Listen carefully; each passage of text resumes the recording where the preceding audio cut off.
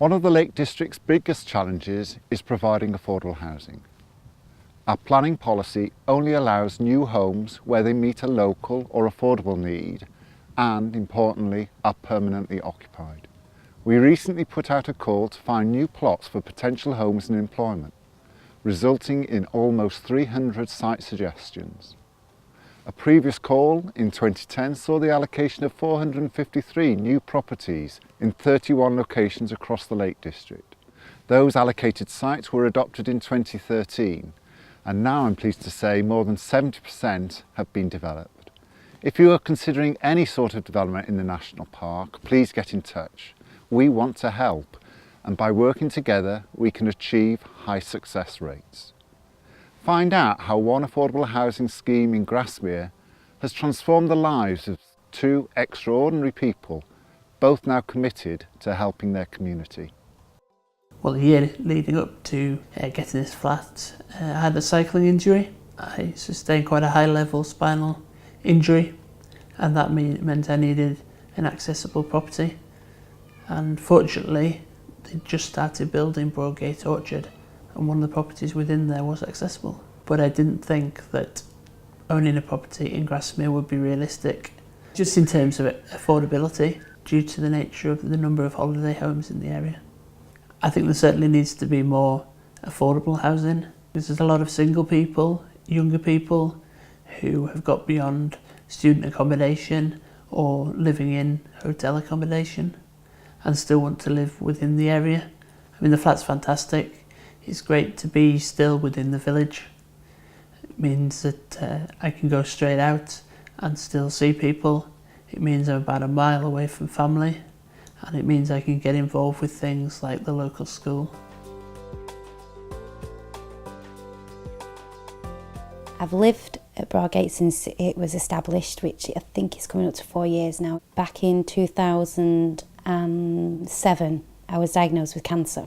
And I was quite unwell, and my mum was living up here, she has a business here, and my mum said, I will go and speak to the local school and see if the children can go there temporarily and you can stay here and I'll look after you.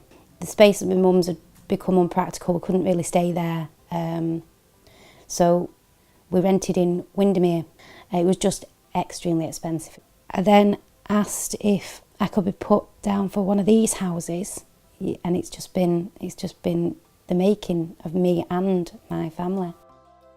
So Steve, you are the Director of Sustainable Development for the Lake District National Park, and we've collated some questions from young people on social media about affordable housing. 86% of young people said high house prices in the Lake District was the main difficulty to get on the property ladder. What are you going to do to help young people get houses in line with their low salaries? Really good question, Georgia.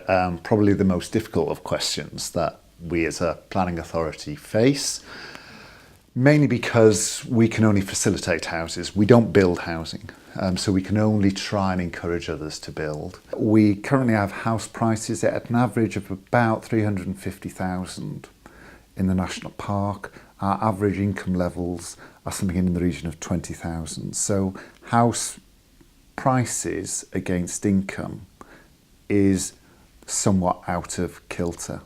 So we have this big challenge that we've got to face. We haven't got all of the answers.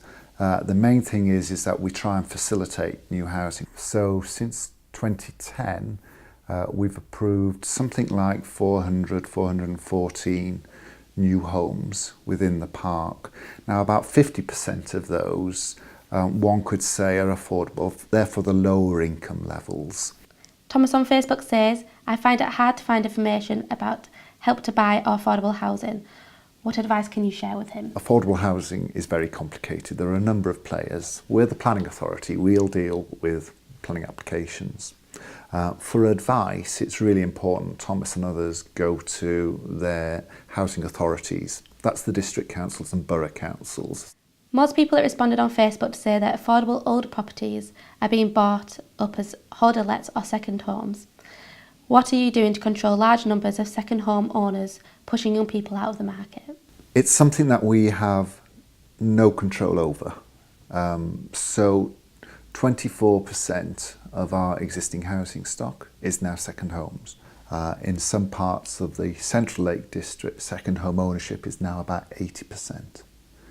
The Lake District National Park Partnership, of which we are part of, is trying to push government on trying to bring forward legislation changes which will allow us to control second homes where we believe their numbers are starting to have an impact, an adverse impact. Rebecca on Facebook asks, will you provide affordable homes in desirable locations for first-time buyers? So the answer to that one is a very easy yes, if I can. We have a great record in the Lake District National Park Authority, and I'm really proud because our approval rates exceed the national average. Over 90% of our planning applications we give planning approval for. That includes housing. Sophie on Facebook thinks the Lake District is gradually becoming a place for the older generation. She says they are the only ones able to afford houses and young people are being pushed out. Her question is, how is it expected that the Lake District will be able to grow economically when its residents are retired? We need this place to remain a living, working landscape. I can't do it on my own. I know that. I'm working with all of our partners on the Lake District National Park Partnership to secure the vision for this place. The vision is being an inspirational example of sustainable development. That means we need to ensure a prosperous economy. That means world-class visitor experience. Importantly, it means vibrant communities, and that includes housing for young people.